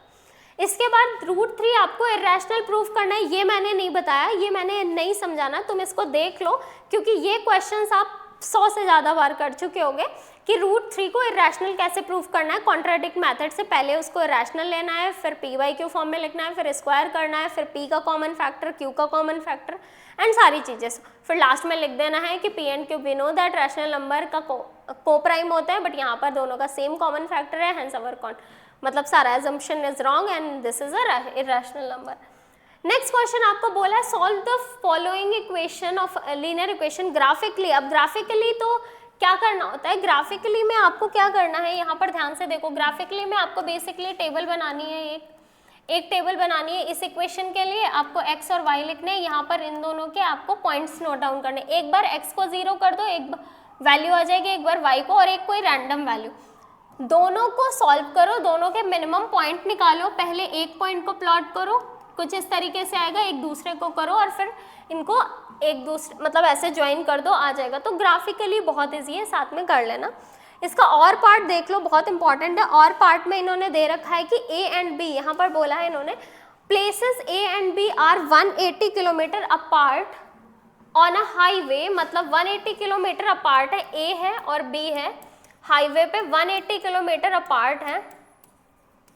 उन्होंने बोला from A and B, another from B, one car start from A, one car start from A, another from B at the same time, if the car travels at the same direction. तो case first है हमारे पास, case first जो है वो हमारे पास दे रखा है, ये हमारे पास कार है और एक ये कार है हमारे पास। उन्होंने बोला सेम डायरेक्शन में अगर वो ट्रैवल करते हैं, डिफरेंट, ऑब्वियस सी बात है स्पीड डिफरेंट होगी, दे मीट इन 9 आवर्स, मतलब ये आगे जाके यहाँ सी पॉइंट पे कहीं पे 9 आवर्स के बाद मिल रहा है। अब यहाँ पर मैं आप लोगों से एक क्वेश्चन पूछूंगी बेटा, ये 180 किलोमीटर दे रखा है, अब आप एक बात बताओ मुझे बेटा, यहाँ जाके दोनों कार मीट कर रही हैं, तो दोनों कार ने ट्रेवल कितनी देर करा, 9 घंटे कार ए ने, 9 घंटे कार बी ने, तो दोनों 9 आवर्स के बाद जाके मिल रही हैं। तो distance covered by car A यहाँ से यहाँ तक हुई, distance covered by car B यहाँ से वहाँ तक हुई। अब हमेशा एज ए क्वेश्चन में कांस्टेंट वैल्यू ढूंढा करो, constant value is 180 kilometre apart, दोनों के बीच का जो डिस्टेंस था दैट इज फिक्स्ड ऑलवेज। अब एक बात बताओ, अगर मैं यहाँ पर देखो इस AC डिस्टेंस से BC माइनस कर दूं तो इक्वेशन फॉर्म हो जाएगी। बच्चों को कंफ्यूजन रहता है मैम लेट क्या करें, लेट वही करना होता है व्हाट इज द स्पीड, तो हमने सबसे पहले यहाँ लेट कर लिया, let the speed of car A B x kilometre per hour and B जो है वो y किलोमीटर पर आवर है, y किलोमीटर पर आवर है। तो यहाँ पर अब एक बात बताओ, डिस्टेंस का फॉर्मूला क्या होता है, स्पीड इनटू टाइम, ये भी 9 आवर्स के लिए है, ये भी 9 आवर्स के लिए है, तो डिस्टेंस कवर्ड बाय कार ए क्या हो जाएगा बेटा, पहले वाले केस में कार ए क्या होगा, distance and speed into time, speed कितना है x, टाइम कितना है 9, तो 9 hours kilometre, distance covered by car भी कितना होगा 9y किलोमीटर। अब एक बात बताओ, अगर मैं क्या 9x minus 9y is equals to 180 नहीं लिख सकती, और ये x minus y is equals to आपका 20 नहीं हो जाएगा, इक्वेशन 1 बताओ जल्दी से भाई, यहाँ से यहाँ तक कवर हुई कितना, ये कितना कवर हुआ, यहाँ से यहाँ तक की डिस्टेंस कितनी थी इसकी, इसने कवर किया 9x और ये है 9y, तो 9x माइनस 9y इज 180, जब ये सेम डायरेक्शन में कर रहे हैं। फिर इन्होंने क्या बोला बेटा, फिर इसके बाद इन्होंने बोला कि अपोजिट डायरेक्शन, मतलब दोनों सेम एक दूसरे की तरफ आ रहे हैं, ये कार है, इस बार ये इस डायरेक्शन में, ये इस डायरेक्शन में, यहाँ कहीं सी पॉइंट पे ये मीट कर रही हैं। तो इन्होंने क्या बोला, if they travels towards each other same speed before they meet an hour, 1 घंटे में मिल रही, what is the speed of the car. अब देखो 1 घंटे में मिल रही, बट इस बार ये लोग मिल के 180 कंप्लीट कर रही हैं, तो इस बार डिस्टेंस कवर्ड बाय कार है, डिस्टेंस कवर्ड बाय कार है, मैं DA लिख देती हूँ, कितना हो जाएगा 1x किलोमीटर, और डिस्टेंस कवर्ड बाय कार भी कितना हो जाएगा 1y किलोमीटर। इस बार क्या हो जाएगा x plus y is equals to 180 होगा। अब इन दोनों को तुम्हें सॉल्व करना है, pair of a linear equation आपको अच्छे से आता है सॉल्व करना, तो एक x minus 20 x plus 180 equation को आप सॉल्व कर लेना, आपके पास दोनों कार की स्पीड आ जाएगी। Now you can see the complete solution here and you have equation x minus 20 and the second equation is x plus 180. Now x is 100 and y is 80 kilometre per hour and इसको आप graph पे plot करना, तो इनका intersection point जो आएगा वो x is equals to -1 and y is equals to 2 हो जाएगा, ठीक है। नेक्स्ट क्वेश्चन की तरफ मूव करते हैं। Prove that the length of the tangent drawn from an external point of a circle are equal. तो ये बेसिकली तुम्हें वो कॉन्ग्रुएंसी प्रूफ करनी है कि एक्सटीरियर पॉइंट से आपका क्या हो जाएगा, ये A है और ये B है एंड ये P पॉइंट है, तो हमें बेसिकली प्रूफ करना है prove that AP is equals to PB। अब आपको मैंने क्या बताया था, मैंने बताया था सेंटर है, यहाँ से एक लाइन ज्वाइन कर दो। इसको प्रूफ कैसे करोगे आप बता सकते हो, यहाँ पे ये 90 होता है, आप क्या लिखोगे, आप लिखोगे यहाँ पर we know the in a triangle OAP and दूसरा ट्रायंगल कौन सा लोगे, ट्रायंगल OBP। आप बताओगे कि angle A is equals to angle B जो है वो 90 डिग्री है और एंगल OA मतलब side OA is equals to OB है बिकॉज रेडियस है, रेडियाई लिख दो। फिर इसके बाद आप क्या बताओगे, OB is equals to OB है common, OP is equals to OP जो है वो आपके पास क्या है, कॉमन है। तो फिर आप यहाँ पर क्या लिखेंगे, OP is equals to OP common, ये इसके इक्वल हो जाएगी, तो आप लिखेंगे बाई RHS। बाई RHS ये दोनों ट्रायंगल कॉन्ग्रुएंट, क्यों, क्योंकि राइट, हाइपोटेनस एंड साइड।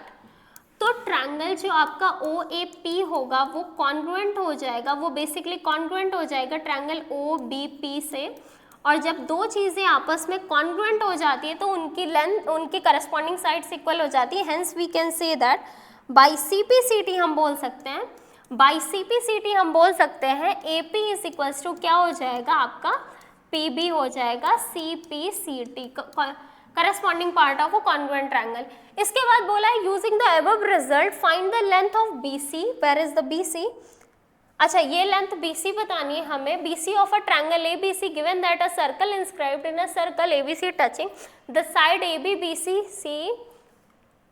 हाँ ठीक है, AB हमें दे रखा है 10, AB हमें दिया हुआ है 10, ओके, एंड AQ हमें दिया हुआ है 7 और CQ दिया हुआ है, AQ 7 CQ 5। इजी नहीं हो गया? अब देखो बेटा, तो यहाँ से हमने क्या लर्न करा, tangent from an external points are equal, tangent from an external point are equal, तो ये कितना हो गया 5। अब एक बात बताओ, ये 7 है तो ये भी 7 होगा, तो इसका रिमेनिंग 3 बचेगा। अगर ये 3 है तो ये भी कितना होगा 3, तो BC कितना हो जाएगा 3 + 5 मतलब 8 सेंटीमीटर। बट ये तुम्हें लिखना होगा थोड़ा सा अच्छे से, और वो लिखना कैसे होगा ये आप लोग देख लो, मतलब प्रूफ जैसे मैंने करा वो कर लेना, बाकी ये इस तरीके से आप इसको रिप्रेजेंट कर देना, इनके साइड में लिख देना tangents from an external point, from N exterior point या एक्सटर्नल पॉइंट। ठीक है, क्लियर है, इस तरीके से लिख देना। समझ में आई बात, अच्छे से क्लियर है, बहुत अच्छा। नेक्स्ट क्वेश्चन की तरफ हम मूव करते हैं। नेक्स्ट क्वेश्चन लिखा, boy whose eye level is 1.3 metre from the ground, मतलब एक बॉय है जो 1.5 मीटर, या आप इसको हाइट भी बोल सकते हो, 1.35 is the height of the boy. उन्होंने बोला ये ग्राउंड है हमारे पास, क्या बोला इन्होंने, spot a balloon moving with the wind in a horizontal line at some height from the ground, the angle of elevation of the balloon from I। यहाँ पर एक बलून है, इसकी I से इसका एंगल ऑफ एलिवेशन अगर हम बात करते हैं तो यहाँ पे ऐसे बना लेते हैं, angle of elevation is what 60 degree, 60 degree. After 12 second the angle of elevation reduce 30 degree, मतलब ये। तो अब यहाँ पर कितना हो जाएगा, ये हमारे पास जो नया एंगल आया इसका, ये आ गया हमारे पास कितना 30 डिग्री, ये हमारे पास 30 डिग्री हो गया। और angle of elevation reduce if the speed of the wind 3 metre per second. अच्छा, अगर हमें स्पीड ऑफ विंड दे रखी है इस 3 मीटर पर सेकेंड बेटा। और अब एक चीज बताओ, मैं पहले तो लेबल कर लूं जो बहुत जरूरी होता है, E F G और इसको H ले लेते हैं। अब यहाँ पर एक बात बताओ, अब मुझे एक बात बताओ, यहाँ से लेके यहाँ तक यानी C से लेकर D तक, CD इज इक्वल्स टू क्या होता है, स्पीड इनटू टाइम। डिस्टेंस क्या होता है, स्पीड इनटू टाइम। तो CD कितना हो जाएगा, स्पीड है 3 विंड की स्पीड जितना कवर करा ना, स्पीड इनटू टाइम, और टाइम कितना है 12 सेकेंड, तो ये कितना हो जाएगा 36 मीटर नहीं हो जाएगा इसकी वैल्यू, ये 36 आ जाएगी ना बेटा। अब हमें फाइंड आउट क्या करनी है, find the height of the balloon from the ground. √3 आपको पुट करना है। अब करना क्या है, देखो हाइट ये h मान लो, यहाँ से बलून के ग्राउंड से हाइट बतानी है, तो ये कितना हो जाएगा, ये या तो आप ऐसा करो या आप ऐसा करो, आप इतने को h कंसीडर कर लो, जो भी h आएगा उसमें 1.35 आप ऐड कर लेना। सबसे पहले आप ये ट्रायंगल ले लो, फिर उसके बाद आप ये ट्रायंगल लेना। तो सबसे पहले आप क्या करोगे, ट्रायंगल एक AFH लेना है आपको, जहाँ पे आपको tan 60 यूज़ करना है, और ये आपका हो जाएगा h, क्योंकि ये भी h होगा, तो ये आ जाएगा h अपॉन कितना AF, और फिर इसके बाद आपके पास कितना हो जाएगा, फिर आप ये लिखेंगे एंड देन फिर उसके बाद ट्रायंगल AEG होगा आपके पास, जहाँ पर आप tan 30 लिखेंगे। tan 30 is nothing but H/BC plus 36, याद रखना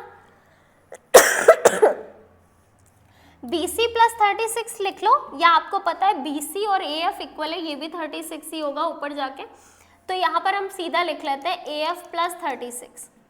तो वैल्यू पुट करो यहाँ पर, इसकी वैल्यू आ जाएगी क्रॉस मल्टीप्लाई करके, AF की वैल्यू यहाँ से निकालो, AF इज इक्वल्स टू कितना आ जाएगा, √3 होता है, ये H/√3 हो जाएगा। इसकी वैल्यू यहाँ पुट करोगे, सॉल्व करोगे तो आपके पास जो आपका आंसर आ जाएगा वो कितना आ जाएगा, यहाँ पर देखो सॉल्व करा आपने, इसकी वैल्यू पुट करी, आपने इसकी वैल्यू पुट करी और इसको कैलकुलेट करा दोनों को, और आपके पास कुछ इस तरीके से वैल्यू आई, आपने 18√3 में √3 की वैल्यू पुट कर दी, H आ गया आपके पास, H आया और H में आपने वो रिमेनिंग हाइट जो नीचे की थी ये वाली, ये आपने ऐड कर दी, 32.49 is the answer of the question. समझ आ रही बात? तो इस तरीके से इसको सॉल्व करना है।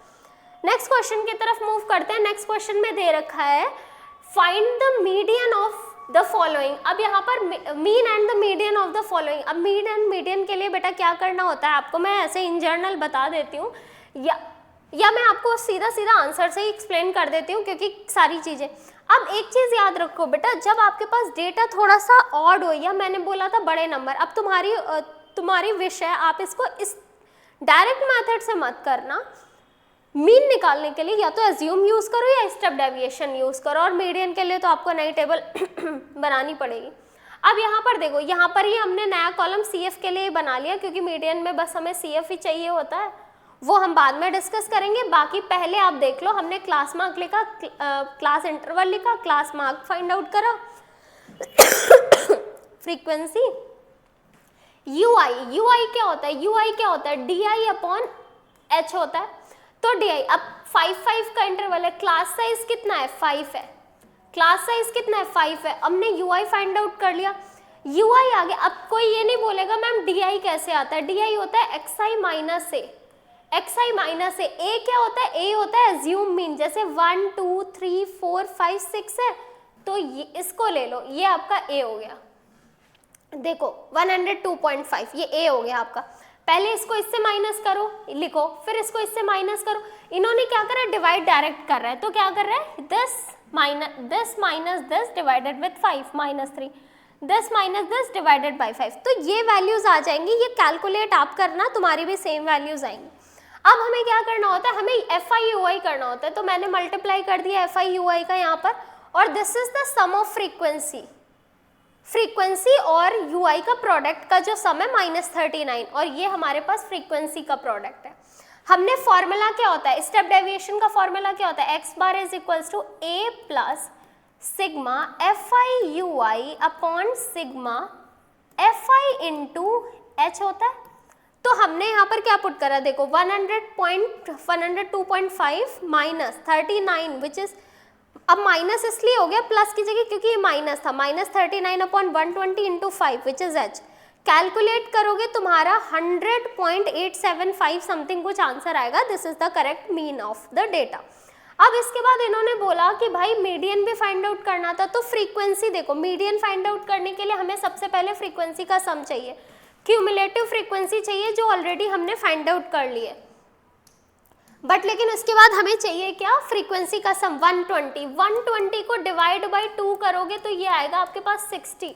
अब 60 कौन सी इंटरवल में लाई करेगा, 75, तो 75 के सीधा पहुंच जाओ, यहाँ पर क्या है 100 and 105, तो L क्या हो गया हमारे पास, हो गया 10। और इसका फॉर्मूला क्या होता है, इसका फॉर्मूला होता है, मीन का फॉर्मूला होता है L plus n/2 minus CF upon F into H।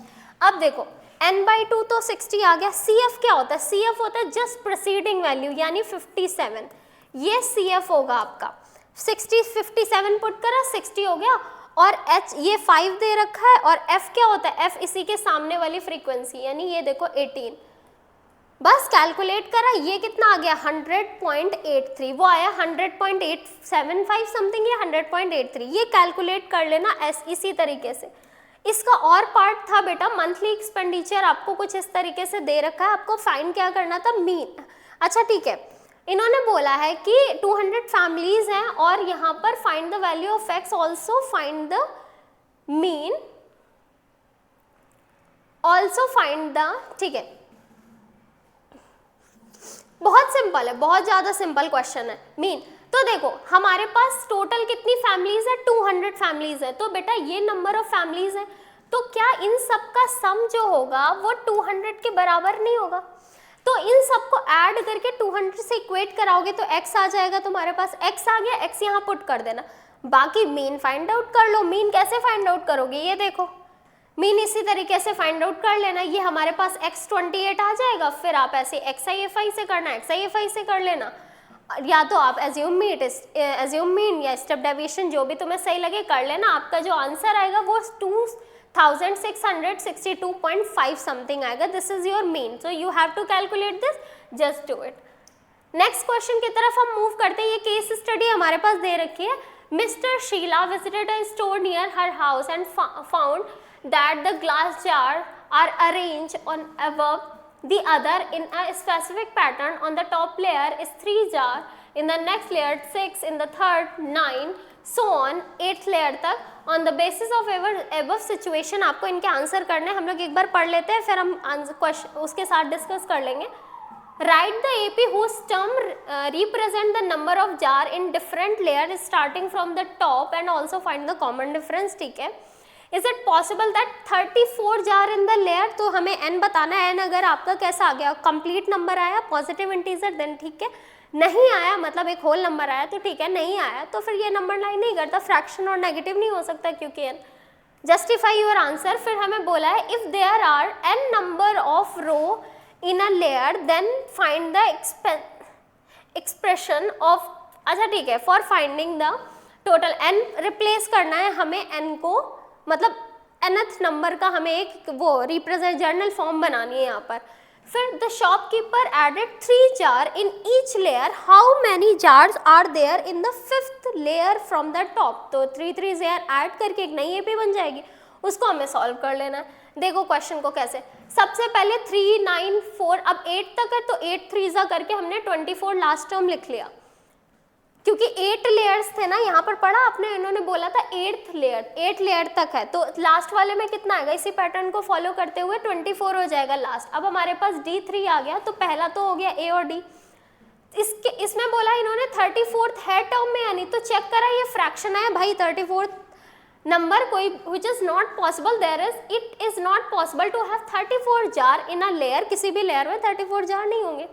अब यहाँ पर हमें बोला क्या यहाँ पे हमें बोला उन्होंने कि क्या बोला था, ये वाले ऑप्शन में क्या था, if there are n number of row in a layer then find the expansion for the finding the total number of jar of n, hence find S8। अच्छा ठीक है, पहले अगर n नंबर ऑफ जार है हमारे पास तो उसका सम कैसे होगा, ये हमने n के फॉर्म में निकाल लिया, मतलब AD पुट करा, Sn is equals to n/2 bracket में हमने 2a plus n-1 into d का फॉर्मूला लगाया और हमने यहाँ पर पुट क्या करा, n की वैल्यूज पुट करी, सॉल्व करा, n के फॉर्म में तुम्हारा ये आंसर आया।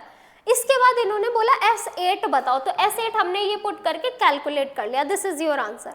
अब इसी का और पार्ट बोला था कि अगर सबको मैं कितना कितना ज़्यादा कर दूँ, यहाँ पर देखो लिखा हुआ है 3 जार, तो पहले जो हमारा 3 था वो 6 बन गया, जो 6 था वो 9 बन गया, जो इस तरीके से हमारा ऐड कर दिया। अब उन्होंने बोला तो फिर T5 बताओ, तो T5 इस एपी के हिसाब से बता दो AD, क्लियर है, बहुत अच्छे। नेक्स्ट क्वेश्चन की तरफ मूव करते हैं। नेक्स्ट क्वेश्चन हमें बोल रखा है, ये कुछ इस तरीके से ट्रायंगल बोल रहा है, इंटीरियर डिजाइनर द पिक्चर, ये आप तुम पढ़ लो, क्वेश्चन जहाँ से अच्छा है वहाँ से मैं देखती हूँ। स्मॉलेस्ट वन सेल्फ, अच्छा ठीक है, ये एक ABC पूरा ट्रायंगल है और DEF एक smallest, PQ is parallel to, मतलब PQ is parallel to EF दे रखा है। शो दैट ये DPQ is similar to DEF, बेटा वही A सिमिलैरिटी से कर दोगे सिमिलर, ये तो A सिमिलैरिटी से सिमिलर हो जाएगा, ठीक है। फिर उन्होंने बोला DP 50 सेंटीमीटर है, DP 50 सेंटीमीटर है,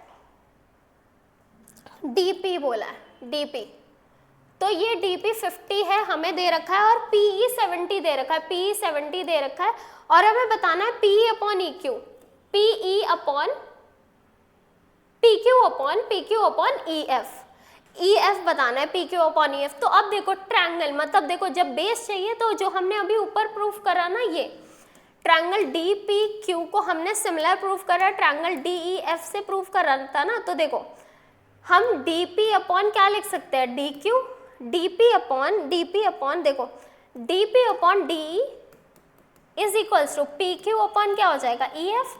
तो DP कितना दे रखा है हमें 50, और ये टोटल करोगे तो ये DE आ जाएगा और PQ का रेशियो आ गया। समझ आ रही बात।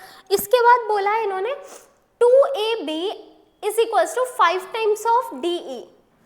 ट्रायंगल ये सिमिलर है, देन शो दैट पेरीमीटर। अब मैंने आपको बताया था बेटा जब पेरीमीटर दे रखा, अब यहाँ पर देखो अगर 5 को, तो AB अपॉन DE जो दे रखा है वो कितना दे रखा है, 5/2। 2 को इधर ले आओ, तो देखो यहाँ पर अगर तुम AB अपॉन DE का रेशियो ले लो तो पेरीमीटर मैंने बोला था डायरेक्ट साइड के बराबर होता है, तो सीधा 5/2 you can write the answer, but ये लिख देना इस तरीके से। अब ये देखो यहाँ पर क्या दे रखा है इन्होंने, if AM and DM are the medians of a triangle ABC and DFP respectively then prove that ये सिमिलर, ABM सिमिलर है। अच्छा इन्होंने बोला कि अगर मैं मीडियन ड्रॉ करूँ, कैसे, इन्होंने बोला अगर AM एक मीडियन है, और यहाँ पे मैं बाकी सब कुछ हटा देती हूँ, ये ट्रायंगल की बाकी इंफॉर्मेशन अगर आप हटा दो यहाँ पर, और इन्होंने बोला कि अगर यहाँ से DN एक और ये AD है हमारे पास, AM है, AM अगर मैं ये बनाऊं तो हमें ABM को प्रूफ करना है, और ये हमें इसको, तो याद है तुम्हें, एक बात बताओ, ये सिमिलर पहले से दे रखे थे पूरे ट्रायंगल,